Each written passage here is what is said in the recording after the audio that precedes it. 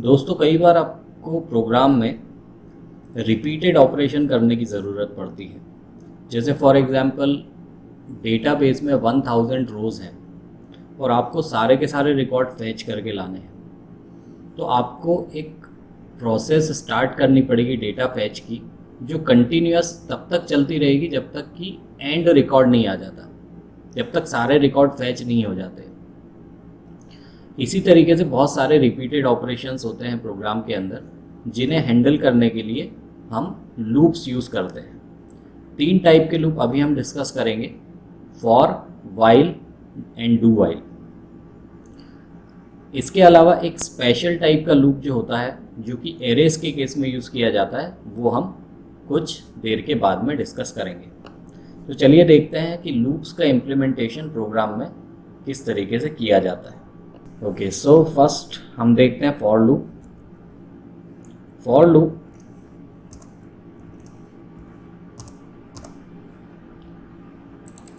के साथ में सबसे पहले राउंड ब्रैकेट के अंदर होती है कंडीशन, और उसके बाद होती है लूप की बॉडी। हर लूप के अंदर होती है कंडीशंस और उसके बाद में उसकी बॉडी। कंडीशंस में क्या बताया जाता है कि लूप कब शुरू होना है, लूप कब तक चलते रहना है, और लूप की डायरेक्शन क्या होनी है, यानी कि वो इंक्रीमेंटल है या डिक्रीमेंटल है। सो फॉर एग्जांपल हम एक वेरिएबल इनिशियलाइज करते हैं जो कि लूप का स्टार्टिंग पॉइंट होगा। फॉर एग्जांपल लूप शुरू होगा फॉर वैल्यू i = 0 से। ये चलेगा जब तक की वैल्यू <10 नहीं हो जाती, और इसकी जो डायरेक्शन है वो इंक्रीमेंटल होगी, यानी वैल्यू धीरे धीरे करके इंक्रीज होती जाएंगी। एक आउटपुट स्टेटमेंट क्रिएट कर लेते हैं, और इस लूप को अगर हम रन करते हैं तो कंटिन्यूअस, ये देखिए, वैल्यूज़ आपको दिखाता जाता है, स्टेटमेंट्स को प्रिंट करता जाता है जब तक कि कंडीशन फॉल्स नहीं हो जाती। इसी वैल्यू को अगर मैं स्टार्ट कर देता हूँ 10 से, और कंडीशन में लिखता हूँ कि जब तक वैल्यू <0 है, और इसको इंक्रीमेंट के बजाय मैं डिक्रीमेंट कर देता हूँ, तो ये लूप जस्ट रिवर्स चल जाएगा, 10 से चालू होगा और 1 पे ख़त्म हो जाएगा। तो ये ऑपरेशन, ये स्टेटमेंट तब तक कंटिन्यूस एग्जीक्यूट होते रहेंगे जब तक कि कंडीशन फॉल्स नहीं हो जाती। तो लूप भी बेसिकली कंडीशन चेक कर रहे हैं, और जब तक वो कंडीशन फॉल्स नहीं हो जाती तब तक उस चीज़ को रिपीट करते जा रहे हैं। तो इस तरीके से रिपीटेड ऑपरेशन आप सबसे पहले फॉर लूप की मदद से कर सकते हैं। फॉर लूप के बाद में जो दूसरा सिंटेक्स होता है वो होता है वाइल। सो वाइल में सबसे पहले हम डिफाइन करेंगे कंडीशन कि हमारा लूप कब तक चलेगा। इनिट i = 0,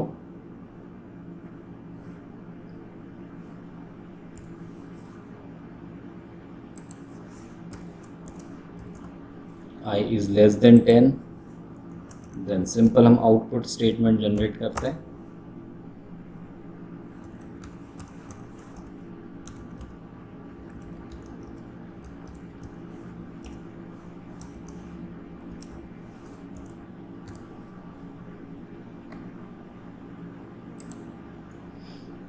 और इसके बाद में लूप की डायरेक्शन बता देते हैं कि इंक्रीमेंट होगा या डिक्रीमेंट होगा।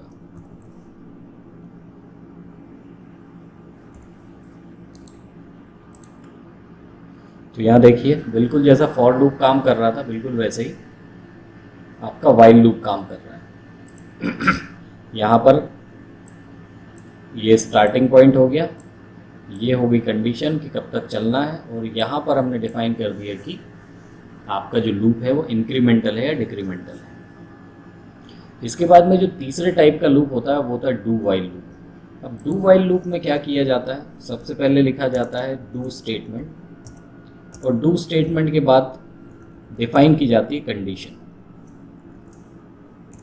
और कंडीशन के बाद में उसको सेमीकोलन से एंड कर दिया जाता है स्टेटमेंट को। यहाँ पर हम कंडीशन डिफाइन कर देते हैं,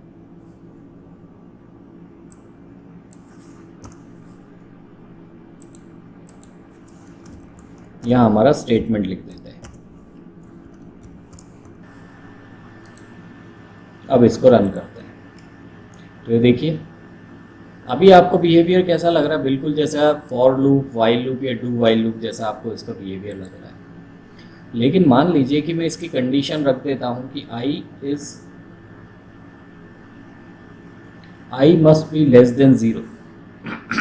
कंडीशन क्या, I must be less than zero, तो कंडीशन ही फॉल्स हो गई। लेकिन अगर मैं इसको फिर भी रन करता हूँ तो भी देखिए ये एक बार कम से कम लूप को रन करता ही करता है। तो ये लूप दूसरे लूप से अलग है। इस लूप का यूज़ जो है वो नॉर्मली कब किया जाता है, जबकि आप एटलीस्ट एक बार उस लूप को रन करवाना चाहते हो, या फिर लूप के स्टार्ट होने के पहले या कंडीशन चेक होने के पहले आप कोई मैसेज एग्जीक्यूट करवाना चाहते हो या कोई स्टेटमेंट एग्जीक्यूट करवाना चाहते हो। फॉर एग्जाम्पल मैं एक वेरिएबल यहाँ पे डिक्लेयर करता हूँ टेम्प, और यहाँ पर मैं स्टेटमेंट कुछ इस तरीके से लिख देता हूँ, if temp is equals to 0,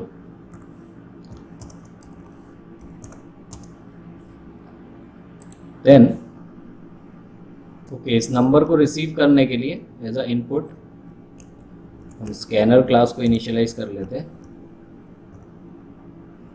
user हमको इनपुट देगा उसको हम स्टोर करा लेते हैं।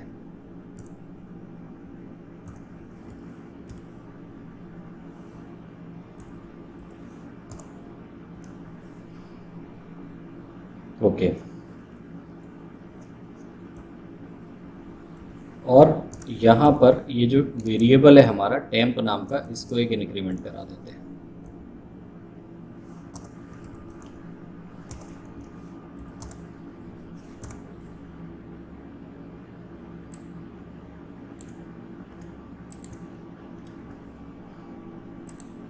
आई प्लस प्लस को कर देते हैं आई माइनस माइनस, और कंडीशन को कर देते हैं change greater than equals to 0,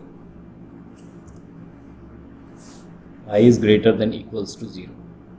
okay अब देखिए यही सेम प्रोग्राम किस तरीके से बिहेव करेगा। सो मैं कोई नंबर यहाँ पे इनपुट में देता हूँ लाइक 10। तो यहाँ पर अब देखिए जो लूप है हमारा 10 से लेकर डिक्रीमेंट होना शुरू होता है और 0 वैल्यू तक जाता है। लेकिन सबसे पहले क्या किया जा रहा है, लूप शुरू होने के पहले एक कंडीशन चेक की जा रही है, एक स्टेटमेंट चेक किया जा रहा है। जितनी बार भी इसको आप चलाएंगे तो ये अलग अलग तरीके से बिहेव करेगा। अगर मैं यहाँ पर इनपुट में 5 दे देता हूँ तो ये देखिए 5 टाइम्स ये लूप जो है वो चलेगा। तो कुल मिला के जब भी ये लूप स्टार्ट होगा तो सबसे पहले एक स्टेटमेंट को एग्जीक्यूट किया जाएगा कंडीशंस चेक होने के पहले। कंडीशन चेक होगी बाद में, लेकिन उसके पहले हम कुछ ना कुछ वेरिएबल्स, कुछ ना कुछ इन्फॉर्मेशन को चेक करेंगे। तो जब भी हमको ऐसी ज़रूरत पड़ती है कि एटलीस्ट हमको कोई चीज़ एक बार रन करानी ही करानी है, फॉर एग्जांपल आप डेटाबेस से कम्युनिकेशन कर रहे हैं तो आपको ये चेक करना है कि कनेक्शन आपका ओपन है कि नहीं, या जैसे फॉर एग्जांपल हमने यहीं पर एक पर्टिकुलर स्टेटमेंट एग्जीक्यूट कराया है कंडीशन चेक होने के पहले, कि कंडीशन बाद में चेक होगी, लूप बाद में चलेगा, सबसे पहले तो ये कंडीशन चेक करो। तो ऐसी कोई चीज़ अगर आपको एग्जीक्यूट करानी होती है लूप शुरू होने के पहले, तो ऐसे कंडीशन में ये स्पेशल टाइप का डू वाइल लूप जो है वो यूज़ होता है। वाइल लूप नॉर्मली यूज़ होता है डेटाबेस से, जब हम डेटा फैच करते हैं तो वाइल लूप नॉर्मली हम यूज़ करते हैं। उसमें हम सिंपल लिख देते हैं कि वाइल रिकॉर्ड जो भी आ रहे हैं वो जब तक एंड नहीं हो जाते तब तक लूप चलता रहे, सिंपल एक कंडीशन स्पेसिफाई कर दी। और उसके बाद में यूज़ किए जाते हैं फॉर लूप और डू वाइल लूप यूज़ किए जाते हैं इस तरीके के स्पेशल केसेस में। ओके तो ये थी लूप्स की बात। अब हम बात करेंगे नेस्टेड स्टेटमेंट्स की। सो नेस्टेड स्टेटमेंट्स क्या होते हैं? नेस्टेड स्टेटमेंट्स मीन्स जब आप एक स्टेटमेंट को किसी दूसरे स्टेटमेंट के अंदर इंक्लूड कर देते हैं, एनकैप्सुलेट कर देते हैं, तो ऐसे स्टेटमेंट्स कहे जाते हैं नेस्टेड स्टेटमेंट्स, एक के अंदर दूसरा। तो कई बार हमको ज़रूरत पड़ती है जैसे एक लूप के अंदर दूसरा लूप, दूसरे लूप के अंदर तीसरा लूप चलाने की, ताकि मल्टीपल वैल्यूज़ एक साथ में इंक्रीमेंट या डिक्रीमेंट हो, मल्टीपल ऑपरेशन एक के अंदर दूसरे कंटिन्यूस चलते रहें। या मल्टीपल कंडीशन, जब एक कंडीशन चेक हो जाए तो उसके चेक होने के बाद फिर दूसरी कंडीशन चेक हो, इस तरीके के स्टेटमेंट्स के लिए या प्रोग्राम के बिहेवियर के लिए हमको यूज़ करना पड़ता है नेस्टेड स्टेटमेंट। तो नेस्टेड स्टेटमेंट किस तरीके से यूज़ किया जाता है ये देखते हैं। चलिए,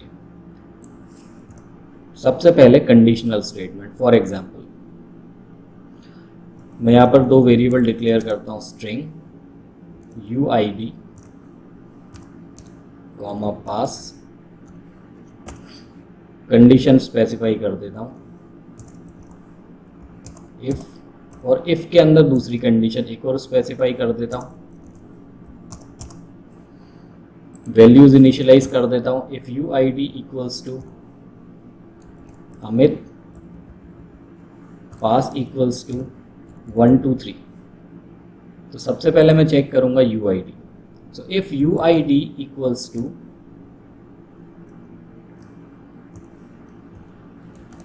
अमित,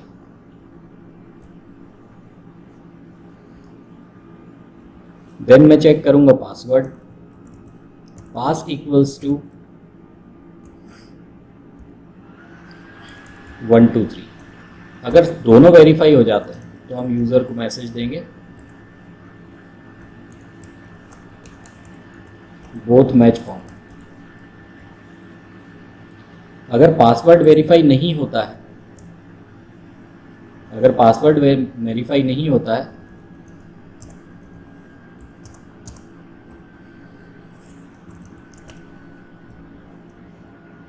मैसेज देंगे only user ID match form. Okay, तो फॉर एग्जांपल आपको एक मेल ऑथेंटिकेशन या कहीं कोई भी ऑथेंटिकेशन जिसमें यूज़र आईडी पासवर्ड दोनों वेरीफाई करवाने, तो हम एक कंडीशन के अंदर दूसरी कंडीशन को लगा सकते हैं ताकि ये पता चले कि कौन कौन सी कंडीशन हमारी वेरीफाई हो रही है, या यूज़र ने क्या गलत डाला है, यूज़र आईडी गलत डाला है या पासवर्ड गलत डाला है।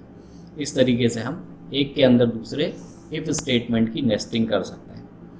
तो जैसे इफ कंडीशनल नेस्टिंग अभी हमने देखी, उसी के साथ में अब हम देखते हैं कि अगर मल्टीपल वैल्यूज़ को एक साथ एग्जीक्यूट कराना और या फिर कुछ किसी ऑपरेशन, कोई मल्टीपल ऑपरेशंस को एक साथ रिपीट करना हो, तो किस तरीके से हमको नेस्टिंग करनी पड़ेगी। मल्टीपल ऑपरेशन, रिपीटेड ऑपरेशन, यानी कि सीधी सीधी बात है, हम लूप की बात कर रहे हैं। यानी कि अब क्या आ जाएगा, एक लूप के अंदर दूसरा लूप आ जाएगा। So init I equals to 0, I is less than 10, I plus plus. बिल्कुल उसी तरीके से यहाँ पर हम कर देते हैं init J equals to 0, J is less than 2, J plus plus. और यहाँ पर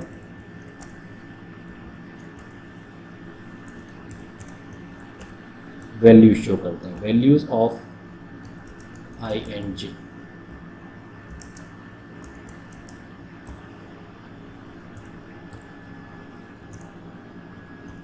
plus I comma plus J।